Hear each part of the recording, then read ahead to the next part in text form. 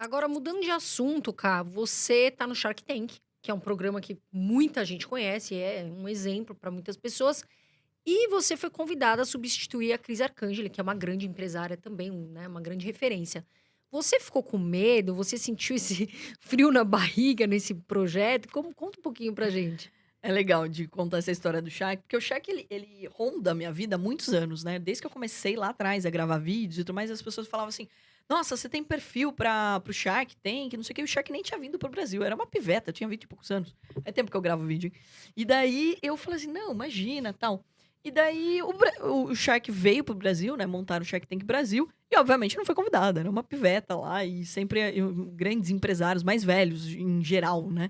E daí foi curioso, porque daí as pessoas falavam: "Não, você tem perfil, você deveria estar lá, não sei o quê", e eu, sei lá, foram falando para os produtores, que eu não conhecia ninguém. E daí chegou um ponto que até a Fabi Saad, né, eu conheci ela, conheci meu trabalho, do Mulheres Positivas, e acabou falando: "Nossa, você tem perfil para o Shark, vou falar teu nome lá", mas eu nem dei muita bola, nem sabia que ela tipo, mandava, indicava alguma coisa, né. Muita gente indica. Eles têm uma baita curadoria de pessoas que eles recebem lá, tanto de empreendedores quanto de pessoas que podem ser Shark, né, então eu acho que eles devem ter essa área, sei lá. E daí as pessoas falavam que eu deveria estar lá.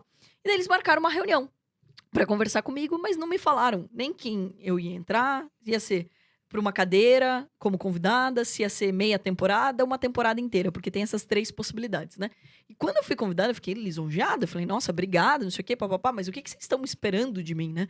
"Não, porque a gente gostou da tua dinâmica, a gente viu que você também investe em startups", eu tinha já começado a investir num pool de EduTech, né, de educação e tecnologia, até para trazer esse ar para dentro da Atom, a gente trazer a dinâmica de outras startups. E daí eles: "Não, a gente viu, muita gente vem falando do teu perfil, você já é investidor há muito tempo, a gente gostaria de conhecer você melhor, mas a gente ainda nem sabe quando vai ser a gravação, porque veio a pandemia, né, então atrasou tudo. Ficou alguns meses e eu não podia contar pra ninguém, e eu nem sabia quem eu estava substituindo, ou se eu estava substituindo, se eu estava como convidado ou se eu estava na cadeira principal. E isso foi uma, 2, 3 reuniões, e daí eles falaram: "Não, então, o seguinte, não é como convidada, não é como meia temporada, você vai entrar numa cadeira". A primeira coisa que eu pensei, eu falei assim: "Mas no lugar de quem?". Já o primeiro, né, o primeiro susto, assim: "Poxa, obrigado, mas eu tô substituindo quem?". E daí eles falaram da Cris, que é uma mulher muito forte, que é uma baita empreendedora.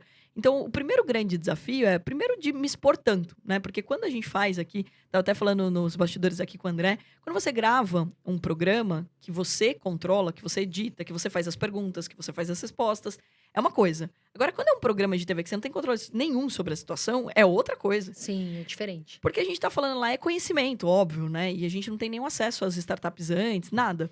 Mas ele também, vale lembrar que é um programa que traz entretenimento. A galera tá lá pra assistir, pra se divertir, pra ver os sharks brigando, pra ver os empreendedores negociando com o shark. Então tem uma pegada de entretenimento. Ou seja, a edição você não vai ter controle nenhum e você só vai ver o programa no final. E daí eu ainda perguntei: "Não, você manda antes pra gente as empresas e tudo mais?". "A gente te dá um caderninho". Eu falei: "Pô, legal, tem as empresas?". "Não, caderninho branco, pra você fazer as anotações, é isso que eu te dou". "Só?". Eu falei: "Só, é só isso que você vai trabalhar, né". Então, de fato, ele é um reality, é um programa desafiador. Substituir alguém traz esse burburinho. "Ah, você vai ser", muitas entrevistas que eu dei era essa a pergunta: "Ah, você vai ser brava que nem a Cris, ou você vai ser não sei o quê". Falei: "Gente, a Cris é Cris, eu sou a Carol, eu só posso responder como Carol, e eu vou ser uma pessoa que vai investir em coisa que eu achar que é útil". Né, porque trabalhar por mim, ninguém foi. Agora dar pitaco aonde eu invisto, meu Deus do céu, Todo todo mundo quer mundo. falar. "Não, por que que você não investiu naquele pessoa, não sei o que, tão legal". Mas vira sócio você". Tipo, né, eu tenho que colocar meu dinheiro, obviamente, em coisas que eu acredito, em pessoas que eu gosto e etcétera, em que eu vejo, né, que vai fazer acontecer, porque eu sou uma apaixonada pelo Brasil e pelo empreendedorismo, então eu acredito que todo mundo que entra por aquela porta tá ocupando alguma vaga. Então, ou seja, se ela não der conta, se ela não for atrás, se ela não fazer acontecer, ela tá ocupando a vaga de outro empreendedor que poderia estar fazendo o nosso país crescer, contratando, gerando lucro, fazendo resultado. Então essa é a minha dinâmica, né, esse é o meu olhar. E daí muitas vezes aquele negócio não combina comigo, eu não vou poder ajudar o empreendedor, então eu vou falar sim ou não dependendo da situação. Mas esse foi um desafio sim, substituir alguém sempre tem esse histórico, né, tem uma pressão em cima disso, mas aí eu falei: "Não, poxa, eu tenho que fazer o meu trabalho". Qual é o meu trabalho? O que que os empreendedores esperam de mim? Era a primeira pergunta que eu fiz. Ah, depois do Shark, porque tem um pós-Shark, né, então fechou o negócio, beleza, comprei a empresa do André, e aí? Como que vai ser o dia a dia? O que que os empreendedores estão esperando de um Shark? Né? Como que eu posso colaborar com eles? Então, essa foi a minha preocupação, foi maior. Né? De como eu poderia cuidar das empresas que eu fechava ali, como que elas poderiam, de fato, ter sucesso. Porque daí uma coisa é você fazer o teu negócio e ninguém conhecer. Outra coisa é você se expor tanto assim. Né? Então, depois também as pessoas querem checar se aquele empreendedor foi para frente, se não foi, como que foi a dinâmica. E então esse foi o desafio. E para ser muito sincero, o primeiro dia que eu tava gravando, cara, imagina, eu já dei palestra para 7.000 pessoas e não passei esse aperto. Tinha água aqui do lado, né? Ali na poltroninha, sentadinha, tinha uma aguinha do meu lado. Peguei ali o copo de água e eu tava tremendo. Eu Eu parei de imagino, beber porque dá água medo naquele às dia. Eu vezes, né? falei, cara, e eu nunca tinha sentido isso, porque eu nunca tinha tremido, nem para dar palestra e tudo mais. Apesar de ficar ansiosa, né, por quando você vai falar e etc. Mas eu nunca tinha passado por isso. E eu falei, por que que eu tô tremendo? Eu falei, porque você não tem controle do que as pessoas vão pensar, de como vai ser a reação também do público, né? Você fica ansiosa com aquilo. E quando você dá, por exemplo, numa live ao vivo, ou quando você tá numa palestra, você tem a reação imediata do público. Quando você Sim. grava um programa, ele vai ser editado, depois ele vai pro ar, você não sabe como vai ficar e como vai ser a reação. Não dá pra mudar depois. Então, não dá pra você ir sentindo e mudando. Então, esse foi um grande desafio pra mim. Carol, você falou. Bom, a gente tava conversando aqui nos bastidores. A Carol investiu, acho que em 17 projetos É isso aí. dentro do Shark, né? Agora, qual foi o total valor financeiro que você teve que aportar? Você tem de cabeça esses 17 projetos? Acho que aproximadamente 4,5, mais ou menos. 4 milhões e meio. Isso. E já aconteceu, por exemplo, de você. Teve algum projeto que você. Bom, você tá ali, as pessoas apresentam a empresa, é tudo muito rápido, pelo que você falou. Você não tem informações prévias, você vai conhecer a empresa ali. Já aconteceu de você falar, pô, entrei, e aí do nada você teve que voltar atrás porque o que apresentaram ali ou não era verdadeiro, ou no fundo tinha algo mascarado. Então, no meu caso, né, assim, o primeiro ponto é que a gente faz uma due diligence, obviamente, depois, né? E eu sou bem rápida nisso. Então, a gente para de gravar num dia, no outro dia, 9 horas da manhã, já tá todo mundo. Eu crio um grupo no WhatsApp com todos os investimentos que eu fiz.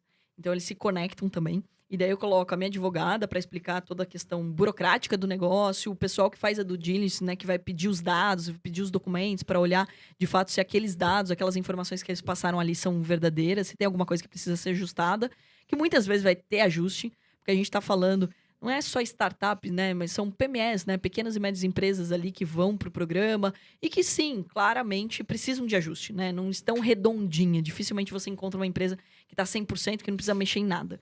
Então, esse é o ponto. E também o nosso time de consultoria. Então, eu nivelo essas empresas, eu faço uma consultoria durante 2 meses, nivelando marketing, RH, etc. Isso independente de estar fechado ou não.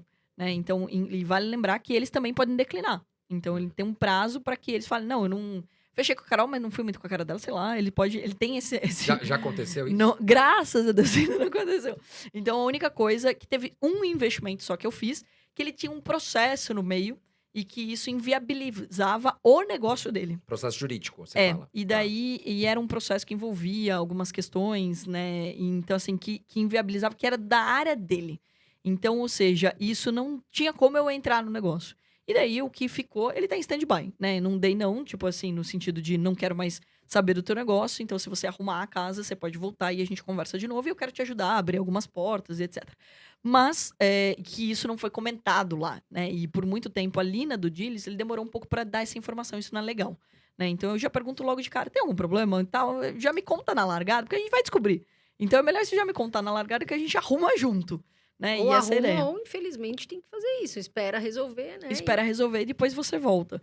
Agora, todos ali, tirando esse, então, no total eram para ter sido 18, foram 17 investimentos que eu falei, não, eu quero fazer e eu tô dentro e tudo mais, mesmo que alguns estavam numa situação mais embrionária, etc. A gente faz, o nivelamento ajuda. Muitos deles ali, às vezes, tem confusão contábil, né? Porque, tipo, quando o teu negócio depende de você, aí mistura, né? Então, ou seja, essa organização financeira, às vezes, a gente tem que fazer também. Teve algum projeto, lembrando, eu tive uma amiga que eu fiquei tão feliz por ela, porque ela é uma pessoa tão batalhadora e ela tinha uma marca de comida pet, inclusive o Simple, meu menino Simple, comeu a comida e gostou muito. Gostava muito. E ela passou no Shark Tank, eu não lembro quem pegou a empresa dela, e ela ficou muito feliz, ela merece, eu fiquei muito contente. Teve algum projeto, cara, dentro do Shark Tank que você se arrepende, que você falou, eu devia ter pego e deixei passar? Olha, eu já tomei alguns nãos, né, no Shark ali. Não me arrependo, porque é difícil me arrepender das coisas. Eu acho que, assim, eu até vivo em paz com isso, porque eu acho que as coisas acontecem do jeito que precisa acontecer, né? Então, eu acho que a gente, às vezes, não pega aquela oportunidade e sim, né? Todo mundo já teve essa sensação, aquela dor de corno, né? Então, é igual ação na bolsa. Pô, não comprei e ela decolou. Então, isso vai acontecer. Então, mas não de, eu deveria ter feito e tudo mais. Eu acho que essa sensação eu acabo não tendo, né? É só, talvez, momentânea para brincar e etc. Mas é importante dizer que muitas vezes eu tomo não ali. E eu já tomei não porque a pessoa era super fã do outro Shark. Então, tipo, às vezes eu fiz uma proposta. Teve um caso, né? Um episódio que eu fiz uma proposta financeiramente falando melhor do que a do Caíto. Né? Então, o meu percentual era exatamente o que a pessoa pediu e ele tava pedindo o dobro. Né? E o filho era super fã do Caíto, e daí preferiu o Caíto, já perdi pro Apolinário, pro Semenzato, pra Camila. Então, às vezes a pessoa entra no programa não só pelo Smart Money, não só pelo investimento, mas porque ela admira aquele profissional, aquele Shark. E eles estão há mais tempos do que eu, né? Então, eu entrei agora. Então, quando eu, tipo, imagina, são 4 temporadas que aconteceram antes de mim. Eu entrei na 5ª e na 6ª temporada. Eu participei dessas últimas 2. Então, quando eu entrei, um monte de gente já era fã deles, já assistia há muito tempo o programa querendo aquela pessoa, e daí, né, então eu tomava alguns nãos. E aí você fica meio frustrado, né? Porque você para um puta tempo analisando e fazendo conta pra chegar numa proposta, pra fazer a proposta, e daí a pessoa fala, não, eu prefiro fulaninho. Eu falei, cara, não é possível. E na bolsa a gente não toma não tava acostumada. Porque na bolsa nunca ninguém me fala assim, você não vai comprar Petrobras, você não vai comprar Vale. Pô, eu compro o que eu quiser, eu vendo a hora que eu quiser, eu não tomo não. Olha que libertador. E lá, além de você se expor, de colocar o seu dinheiro, você ainda tem chance de tomar não. Tem que tomar não. E daí as pessoas ainda falam que pro empreendedor que é difícil. Eu falei, tenta ser Shark um dia pra você ver.